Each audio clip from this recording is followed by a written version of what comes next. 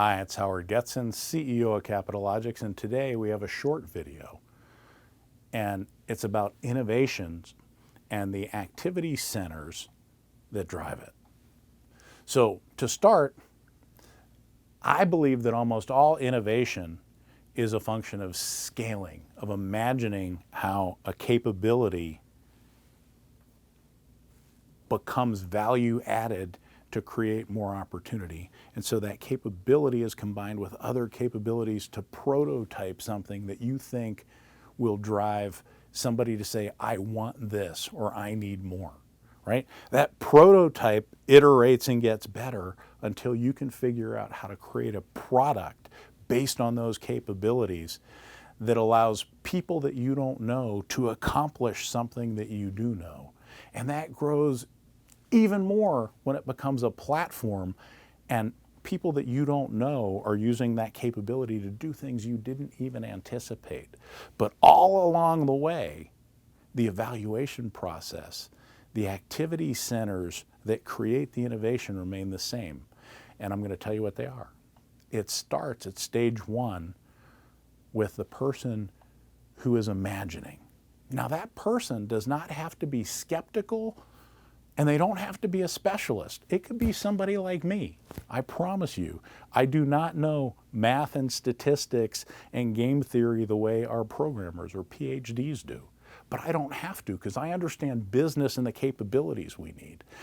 And the first thing I do when I hear about a new idea is I think about, is it going to help me do what I do better?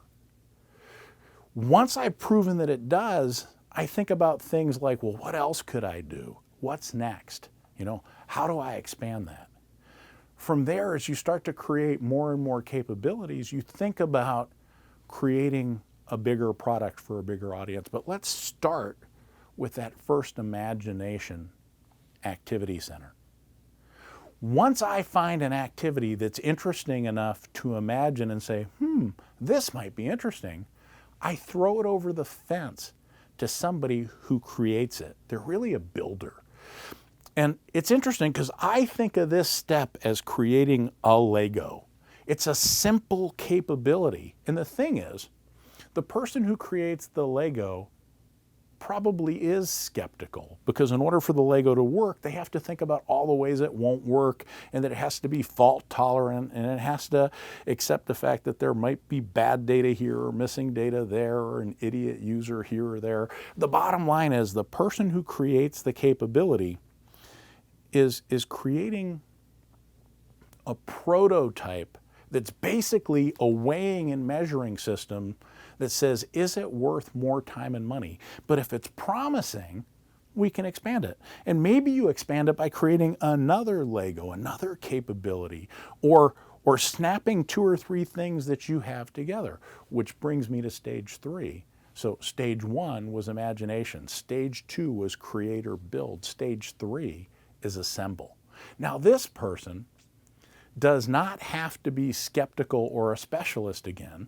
They're thinking about the actual business use, and they're saying, now that we have these capabilities, what could I build? And they're thinking about building a product, a service, an offering, a report.